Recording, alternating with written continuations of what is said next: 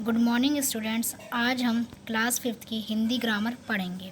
Hindi grammar के first chapter का नाम भाषा और व्याकरण है, इसलिए हम सबसे पहले भाषा को समझते हैं।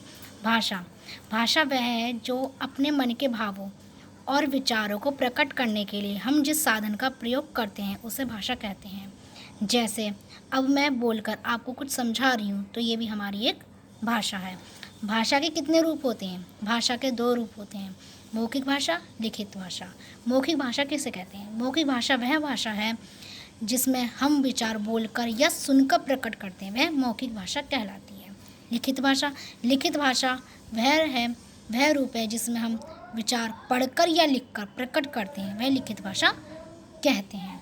मौखिक भाषा के अंदर 2 रूप और आ जाते हैं, जिसमें बोलना और सुनना। लिखित भाषा में पढ़ना और लिखना। ऐसे हमारे भाषा के कौशल होते हैं, जैसे बोलना, सुनना, लिखना, पढ़ना। हमारे देश में हमारे भाषा के बहुत से रूप होते हैं। जैसे सबसे पहले इसमें राष्ट्रीय भाषा आती है। राष्ट्रीय भाषा किसे कहते हैं? राष्ट्रीय भाषा वह भाषा है जो पूरे देश में सबसे ज़्यादा बोली या प्रयोग में आती है, उसे हम क्या कहते हैं? राष्ट्रीय भाषा कहते हैं।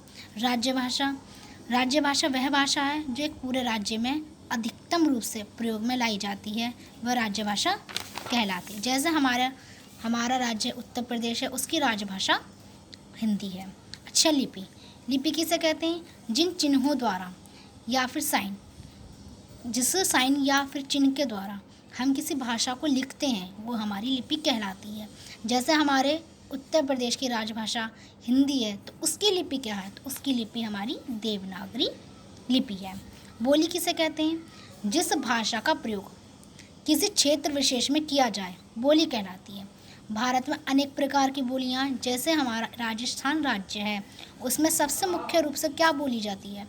राजस्थानी बोली जाती है। मातृभाषा किसे कहते हैं? भाषा का वह रूप जब बालक अपने घर में सीखता है, उसे हम मातृभाषा कहते हैं। ठीक है बच्चों, आगे देखते हैं। आगे हमारी व्याकरण क्या है?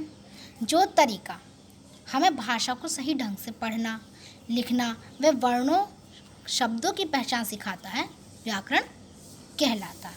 व्याकरण के कितने विभाग होते हैं? व्याकरण के 3 विभाग होते हैं, वर्ण विचार, शब्द विचार, वाक्य विचार। वर्ण विचार किसे कहते हैं? वर्ण विचार वह है जिसमें हमें वर्णों की पहचान बताई जाती है। शब्द विचार वह हैं जिसमें हमें शब्दों की पहचान बताई जाती है। वाक्य विचार जिसमें हमें वाक्य की पहचान बताई जाती है। आपके लिए आज की एक्स्ट्रा नॉलेज है, भारत में कितनी भाषाएं बोली जाती हैं? कम से कम 24। और कितनी बोलियां प्रयोग में लाई जाती हैं? 1636 बोलियां प्रयोग में लाई जाती हैं।